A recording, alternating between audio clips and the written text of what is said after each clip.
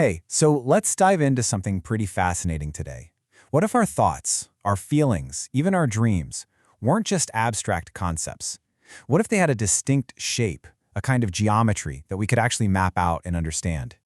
You know, we use these big words all the time, anxiety, depression, to describe what's going on in our minds. And look, they're useful, for sure, but think about it. They're kind of like a label on a mystery box. The label tells you what's supposed to be inside, but it doesn't describe the dynamic, living, breathing experience of it, right? A moment of anxiety isn't just a flat, static thing. It rises, it peaks, it shifts and changes. So what if we could get beyond the label and actually describe the movement of that experience? What if we could map its journey through time? Well, this is where a really cool new idea comes in. And believe it or not, it's all about geometry. So meet the star of our show, the strain arc. This is the core concept. It's a way to visualize any single mental event, a worry, a sudden memory, a flash of insight, as a curve over time. It basically tracks how that internal pressure or tension rises from your normal baseline state, maybe hits a peak, and then, hopefully, settles back down again. And what's so brilliant about this is that it reveals this kind of universal structure to our experiences. Pretty much everything from a tiny fleeting thought to a full-blown panic attack seems to follow this general path. It starts from your baseline level of tension.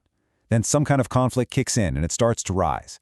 It hits its peak intensity, and finally it settles. Or sometimes it really struggles to settle. So here's the big takeaway. We're shifting away from just a simple, static label and moving toward a dynamic, geometric map. We're not just saying, I felt anxious. We're starting to ask, okay, but what was the shape of that anxiety? Was it a really sharp spike or more of a long rolling hill?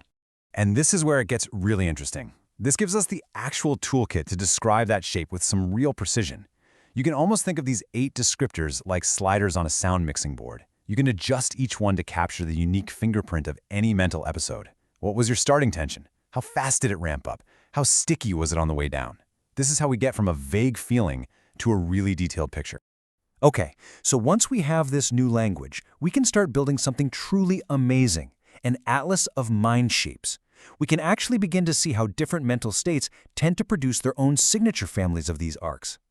And right away, the contrasts are just wild. Take a look at the geometry of a panic attack. It's this sudden sharp needle spike with a really fast drop, but it's followed by these smaller aftershocks.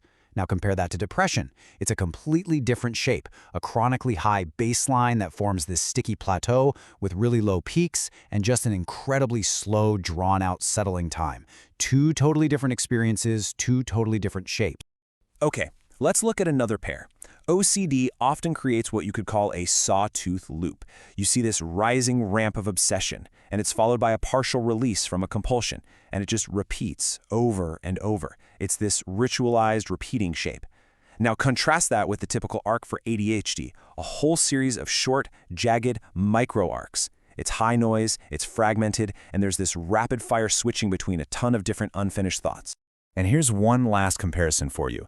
PTSD can be visualized as this super sharp spike that's ignited by a trigger, but the key thing here are the echo peaks that follow, all happening on top of an already elevated baseline of just being on high alert. Meanwhile, generalized anxiety, or GAD, looks way more like constant tremor ripples.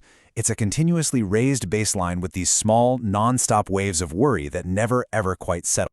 Now, this is so much more than just a cool metaphor. The real power here, the potential game changer, is that these geometric shapes might actually be a direct reflection of the activity in our brain's circuits. This gives us a totally new lens for understanding what's actually happening under the hood. And this slide, this is where it all clicks together. Let's just walk through it. That sticky plateau of depression we just saw, well, that maps really well to overactivity in the brain's default mode network. That's the part involved in thinking about ourselves. Okay, next, that sawtooth loop of OCD, that's a mirror image of known dysfunction in the brain's CSTC loops, which are all about habits and repetitive behaviors. And finally, those trigger spikes and echo peaks in PTSD, that lines up perfectly with an overactive amygdala, our fear center, and weaker control from the hippocampus. It's just incredible. The shape of the feeling seems to actually reflect the activity of the circuit, and you can probably see why this has such huge implications.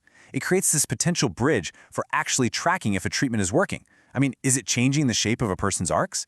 It could help us understand the bizarre geometry of our dreams, and it could even lead to truly personalized mental health care that's tailored not just to a label, but to the unique shape of an individual's inner world. So at the end of the day, here's the big shift in thinking. The goal isn't really to just replace old labels with new ones. It's about creating a dynamic language, a language of shape and of movement that allows us, and maybe our doctors, to track changes over time.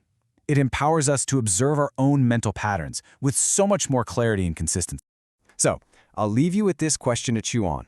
If you started to map out the geometry of your own thoughts and feelings, the sharp spikes, the rolling hills, the sticky plateaus, what new patterns about your own inner world do you think you might begin to see?